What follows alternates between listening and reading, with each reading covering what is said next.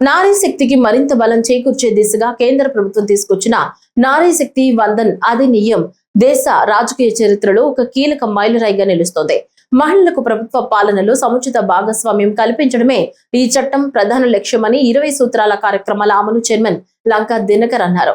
మహిళల సాధికారతకు ప్రాధాన్యత ఇస్తూ నరేంద్ర మోడీ నాయకత్వంలోని కేంద్ర ప్రభుత్వం పలు సంస్కరణలు, సంక్షేమ పథకాలు అమలు చేస్తోంది. ముఖ్యంగా చట్టసభల్లో మహిళలకు రిజర్వేషన్ కల్పించడం ద్వారా వారి రాజకీయ ప్రాతినిధ్యం పెంచే దిశగా ఈ చట్టం రూపుదిద్దుకుందన్నారు. గ్రామీణ స్థాయి నుంచి జాతీయ స్థాయి వరకు మహిళల ఆత్మవిశ్వాసాన్ని పెంపొందించేలా కేంద్ర ప్రభుత్వం పలు కార్యక్రమాలను చేపడుతోంది. విద్య, ఉపాధి, ఆరోగ్యం, ఆర్థిక స్వావలంబన వంటి రంగాల్లో మహిళలకు సమాన అవకాశాలు కల్పించడం ద్వారా వికసిత భారత్ లక్ష్య సాధనకు బాటలు వేస్తోందని తెలిపారు. పార్లమెంట్ లో అది పూర్తిగా ఆ యొక్క చట్టానికి కావాల్సినటువంటి మద్దతుతోటి ఆ చట్టము ఏదైతే ఆమోదింపబట్టో అందరికీ తెలిసిందే.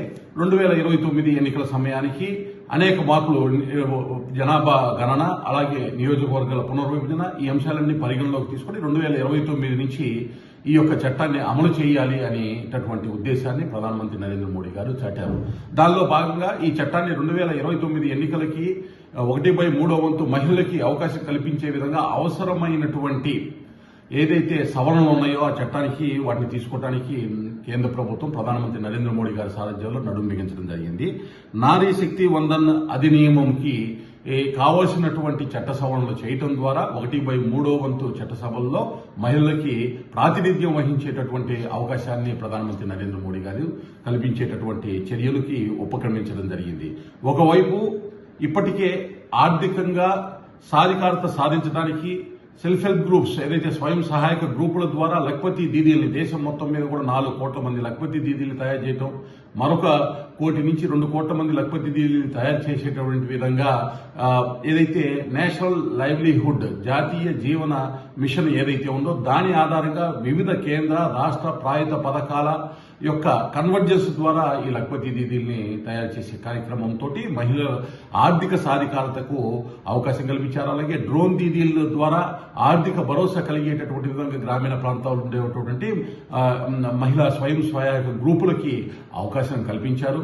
దేశవ్యాప్తంగా ఏదైతే 2014లో వారు ప్రధానమంత్రిగా బాధ్యతలు స్వీకరించిన తర్వాత 12 కోట్ల, ఇప్పటి వరకు 12 కోట్ల మరుగుదొడ్లను ఏదైతే నిర్మించడం ద్వారా మహిళల ఆత్మగౌరవం, అంతకుముందు ఉన్నటువంటి ఇబ్బంది ఏదైతే ఉందో దాన్ని తొలగించి మహిళల ఆత్మగౌరవాన్ని నిలిపేటటువంటి విధంగా ఆయన కృషి చేశారు. 3,50,000కు పైగా కమ్యూనిటీ టాయిలెట్స్ ని కూడా నిర్మించడం జరిగింది. అదేవిధంగా 55 కోట్ల జన్ధన్ ఖాతాలని ప్రారంభించడం ద్వారా ఇప్పటి వరకు 45 లక్షల కోట్ల నుంచి 50 లక్షల కోట్ల రూపాయల వరకు నగదు బదిలీ వివిధ పథకాల ద్వారా జరగటం, అందులో 70% పైగా మహిళలకి సంబంధించినటువంటి వివిధ పథకాల లబ్ధిదారులకు వారికి అవకాశం కలిగినటువంటి పరిస్థితి. అలాగే పీఎం ఆవాస్ ద్వారా ఇప్పటి వరకు 4 కోట్ల గృహాలని నిర్మిస్తే 75% గృహాలని మహిళలకు వారి పేరు మీద ఆస్తిని రిజిస్ట్రేషన్ ప్రత్యక్షంగా పరోక్షంగా జరిగే విధంగా దానికి కార్యాచరణ తీసుకోవటం. జల్ జీవన్ మిషన్ ద్వారా దేశంలో ఉన్నటువంటి 19,70,00,000 గ్రామీణ గృహాలకు సురక్షిత త్రాగునీరు కుళాయి ద్వారా అందించాలి అనేటటువంటి ఉద్దేశంతో ఆగస్టు 15, 2019 చేపట్టినటువంటి కార్యక్రమం నేటికి 12,70,00,000 గృహాల వరకు ఆ యొక్క కుళాయి కలెక్షన్లు ఇవ్వటం ద్వారా మహిళలకి దేశంలో మొత్తం కూడా 5,50,00,000 పని గంటల్ని ప్రతిరోజు కూడా వారిని దాని నుంచి సేవ్ చేయటం జరిగింది.